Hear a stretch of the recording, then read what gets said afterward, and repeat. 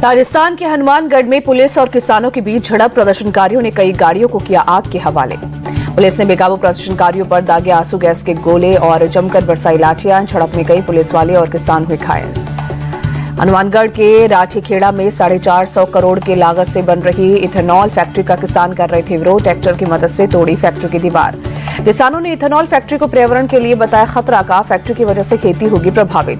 प्रदर्शनकारी किसानों ने पुलिस पर मनमानी और कंपनी से मिलीभगत का आरोप लगाया। कंपनी ने पर्यावरण के सभी मानकों के पालन का किया दावा। किसानों के साथ झड़प के बाद हनुमानगढ़ पुलिस छावनी में हुई तब्दील। भारी तादाद में पुलिस फोर्स के साथ सीमा सुरक्षा बल की 2 टुकड़ियां की गई तैनात। प्रशासन ने टिब्बी कस्बे और आसपास के गांव में इंटरनेट सेवा की बंद। आज स्कूल और बाजार बंद रखने का दिया आदेश। 12 राज्यों में वोटर्स लिस्ट के एसआईआर का आज आखिरी दिन। सूत्रों के मुताबिक यूपी, बंगाल सहित कुछ राज्यों में बढ़ाई जा सकती है आखिरी तारीख। चुनाव आयोग एसआईआर की तारीख बढ़ाने पर आज करेगा बैठक। फॉर्म डिजिटाइजेशन और जमा करने की प्रोग्रेस का भी रिव्यू किया जाएगा। यूपी में 99.14% रिकॉर्ड का डिजिटलाइजेशन पूरा हुआ। 2,91,00,000 वोटर ऐसे पाए गए जिनकी या तो मौत हो गई है या दूसरी वजह शिफ्ट हो गई। एमपी, अंडमान निकोबार और लक्षद्वीप में जहां 100% एसआईआर पूरा हुआ, वहीं बंगाल, छत्तीसगढ़, गोवा, गुजरात और तमिलनाडु में 99% से ज्यादा एसआईआर पूरा हुआ।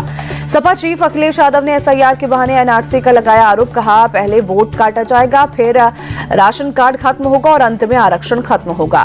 पश्चिम बंगाल की सीएम ममता बनर्जी आज नादिया में करेंगी रैली। एसआईआर के खिलाफ जनसभा को करेंगे संबोधित। पश्चिम बंगाल के नेता प्रतिपक्ष शुवेंदु अधिकारी ने सीएम ममता पर लगाया बांग्लादेशी घुसपैठियों को संरक्षण देने का आरोप। कहा, इसीलिए वो एसआईआर का कर रही है विरोध। पश्चिम बंगाल में जारी एसआईआर के बीच नादिया में सड़क किनारे बड़ी संख्या में वोटर आई कार्ड मिले। पुलिस ने पहचान पत्र से भरे बैग को जब्त कर जांच शुरू की। पीएम मोदी ने चुनाव सुधार पर लोकसभा में अमित शाह के समापन भाषण की तारीफ की। कहा, अमित शाह ने तथ्यों के साथ अपनी बात रखी।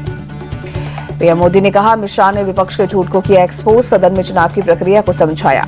लोकसभा में सुधार चुनाव पर समापन भाषण के दौरान अमित शाह ने दिया 3D मंत्र। कहा, डिटेक्ट, डिलीट, डिपोर्ट की 3D पॉलिसी से बाहर होंगे घुसपैठिए। अमित शाह बोले, एसआईआर पर संसद में चर्चा नहीं हो सकती, लेकिन विपक्ष ने चुनाव सुधार के बजाय एसआईआर पर की चर्चा। अमित शाह बोले, एसआईआर पर कांग्रेस और उसके साथियों ने देश की जनता को गुमराह किया। चुनाव आयोग को मतदाता सूची बनाने और उसमें सुधार का अधिकार संविधान ने दिया। गृहमंत्री की विपक्ष को 2 टूक। कहा, बीजेपी कभी चर्चा से नहीं भागती। चुनाव आयोग सरकार के अंडर नहीं आता। चुनाव आयोग के लिए जब नियम बने, जब बीजेपी नहीं थी। अमित शाह बोले, पहला, दूसरा और तीसरा एसआईआर नेहरू के कार्यकाल में हुआ। इंदिरा और राजीव गांधी के समय भी एसआईआर, लेकिन इससे पहले कभी विरोध नहीं हुआ। राहुल गांधी के आरोपों पर अमित शाह का जवाब। कहा, राहुल गांधी ने 5 नवंबर को परमाणु बम फोड़ा। हरियाणा को लेकर झूठ कहा। हरियाणा में कोई फर्जी वोटर नहीं। अमित शाह बोले, एसआईआर वोटर लिस्ट का शुद्धिकरण, विदेशी नागरिक चुन चुनकर डिलीट होंगे। घुसपैठिए इस देश में पीएम और सीएम तय नहीं कर सकते। राहुल गांधी ने अमित शाह को बीच में टोककर बहस की चुनौती दी। कहा, गृहमंत्री का जवाब घबराया हुआ। हरियाणा के वोटर लिस्ट में एक नहीं कई गड़बड़ियां हैं। राहुल के टोकने पर अमित शाह भड़के। बोले, राहुल के कहने से संसद नहीं चलेगी। मेरे भाषण का क्रम विपक्ष नहीं तय करेगा। मैं किसी के उकसावे में नहीं आने वाला। अमित शाह बोले, सबसे पहले वोट चोरी पंडित नेहरू ने की। सरदार पटेल को 28 और नेहरू को सिर्फ 2 वोट मिले, फिर भी नेहरू पीएम बने। ये पहली वोट चोरी थी। अमित शाह बोले, दूसरी वोट चोरी इंदिरा ने रायबरेली में की। हाईकोर्ट ने उनका चुनाव रद्द किया। नागरिक बनने से पहले सोनिया का मतदाता बनना तीसरी वोट चोरी। अमित शाह ने राहुल गांधी के नेतृत्व को कांग्रेस की हार का कारण बताया। कहा, कांग्रेस की हार का कारण ईवीएम नहीं, पार्टी का नेतृत्व है। एक दिन कार्यकर्ता हिसाब जरूर मांगेंगे। अमित शाह बोले, 2004 में पहली बार ईवीएम का इस्तेमाल हुआ। 2004 और 2009 में कांग्रेस जीती, तब ईवीएम सही थी। 2014 में बीजेपी की जीतते ही हल्ला शुरू हो गया। चुनाव आयुक्त नियुक्ति को लेकर राहुल के आरोपों पर भी अमित शाह बोले। कहा, 73 साल तक नियुक्ति का कानून नहीं था। प्रधानमंत्री सीधे नियुक्त किए जाते थे। वहीं गृह मंत्री ने की पीएम मोदी की तारीफ। कहा, उतनी मेहनत कोई नहीं कर सकता। मोदी जितनी मेहनत करने पर बीपी बढ़ जाता है। 2001 से एक भी दिन की छुट्टी नहीं ली। अमित शाह के भाषण के बीच कांग्रेस समेत पूरे इंडिया अलायंस का लोकसभा से वॉकआउट। किरण रिजिजू बोले, राहुल गांधी सच नहीं सुन सकते, इसलिए भाग गए। तृणमूल पर भी अमित शाह का हमला। कहा, अगर टीएमसी घुसपैठियों को बचाएगी तो साफ हो जाएगी। ममता ने घुसपैठियों का साथ दिया तो बीजेपी की जीत है। राहुल के आरएसएस वाले बयान पर अमित शाह का पलटवार। कहा, देश का प्रधानमंत्री आरएसएस की विचारधारा वाला, देश की संस्कृति का झंडा बुलंद करना आरएसएस की विचारधारा। अमित शाह के भाषण पर राहुल गांधी का पलटवार, कहा हमने जो बिंदु रखे उस पर जवाब नहीं दिया, सभी दलों को पारदर्शी मतदाता सूची देने पर एक शब्द भी नहीं बोला। प्रियंका गांधी बोली, 1.5 घंटे तक अमित शाह ने सिर्फ वोट चोरी न करने पर सफाई दी, अगर कोई निर्दोष है तो इतनी लंबी सफाई क्यों देगा। कांग्रेस सांसद गौरव गोगोई बोले, पूरे भाषण में वो घुसपैठे करते रहे, अगर देश में इतने समय से घुसपैठे हैं तो इसका जवाब कौन देगा। संसद सत्र के बीच राहुल गांधी का जर्मनी दौरा 15 से 20 दिसंबर तक करेंगे दौरा, जर्मन सरकार के मंत्री और भारतीय प्रवासी समुदाय से करेंगे संवाद। राहुल गांधी के जर्मनी दौरे पर बीजेपी का तंज, कहा राहुल गांधी संसद को लेकर नॉन सीरियस, हमेशा छुट्टी पर रहते हैं। राहुल के जर्मनी दौरे पर बीजेपी ने उठाए सवाल, सांसद कंगना रनौत बोली, राहुल नॉन सीरियस, इसी वजह से कांग्रेस बिहार में सिंगल डिजिट में आई। बीजेपी सांसद कंगना रनौत का राहुल गांधी के बयान पर पलटवार, कहा मोदी जी ईवीएम नहीं लोगों का दिल हैक करते हैं। केंद्रीय मंत्री प्रहलाद जोशी का राहुल पर अटैक, कहा सत्र के दौरान राहुल विदेश में रहते हैं, फिर कहते हैं संसद में बात करने का मौका नहीं मिलता। बीजेपी सांसद तेजस्वी सूर्य बोले, राहुल गांधी जितना भारत में रहते हैं उससे ज्यादा विदेश में, उनका मन विदेश में है लेकिन मजबूरी में यहाँ राजनीति कर रहे हैं। बीजेपी के सवालों पर कांग्रेस का जवाब, रंजीत रंजन बोली, गंभीर मुद्दे छोड़ बीजेपी राहुल के पीछे पड़े, प्रधानमंत्री मोदी भी तो विदेश जाते हैं। शिंदे गुट की विधायक मनीषा कायंदे ने राहुल के विदेश दौरे की जांच की मांग की, संसद सत्र के दौरान जर्मनी जाने को लेकर सवाल उठाए। बीजेपी के सवाल पर प्रियंका गांधी का पलटवार, कहा मोदी आधा समय देश से बाहर बिताते हैं, विपक्ष नेता के दौर पर सवाल क्यों उठा रहे हैं। कांग्रेस सांसद गौरव गोगोई बोले, बीजेपी और मोदी जी के पास राहुल गांधी के सवालों के जवाब नहीं, अपनी नाकामी छुपाने के लिए राहुल जी की छवि खराब करते हैं। केंद्रीय सूचना आयुक्त की नियुक्ति को लेकर पीएम मोदी और गृह मंत्री के साथ राहुल गांधी की मीटिंग, सूत्रों के मुताबिक राहुल गांधी ने डिसेंट नोट दिया। लोकसभा में राहुल गांधी के बयान पर गिरिराज सिंह का अटैक, कहा उनका दिमाग खराब हो गया है, सत्ता आने के बाद अगर ऐसा करेंगे तो कांग्रेस नहीं बचेगी। चिराग पासवान बोले, वोट चोरी नहीं, कांग्रेस का जनादेश चोरी हो चुका है, राहुल गांधी और उनके लोग खुद को अराजकता की ओर ले जा रहे हैं। केंद्रीय मंत्री रामदास अठावले का भी राहुल के बयान पर पलटवार, कहा राहुल गांधी के आरोपों में कोई सच्चाई नहीं, वो सिर्फ निराधार आरोप लगाते रहते हैं। केंद्रीय मंत्री एसपी सिंह बघेल बोले, जब नतीजे कांग्रेस के पक्ष में आते हैं तो ईवीएम ठीक, जब नतीजे विपरीत होते हैं तो ईवीएम, एसआईआर और चुनाव आयोग को दोष। राहुल गांधी के बचाव में उतरे कांग्रेस नेता अधीर रंजन चौधरी, कहा राहुल गांधी हमेशा सच कहते हैं, यही उनका परिचय, एक निडर नेता ऐसा ही होता है। आरजेडी ने भी राहुल के बयान का समर्थन किया। सांसद मनोज झा बोले, वोट चोरी की बात बिल्कुल सच, सवाल चुनाव आयोग से हो रहा है, जवाब सरकार और बीजेपी दे रही है।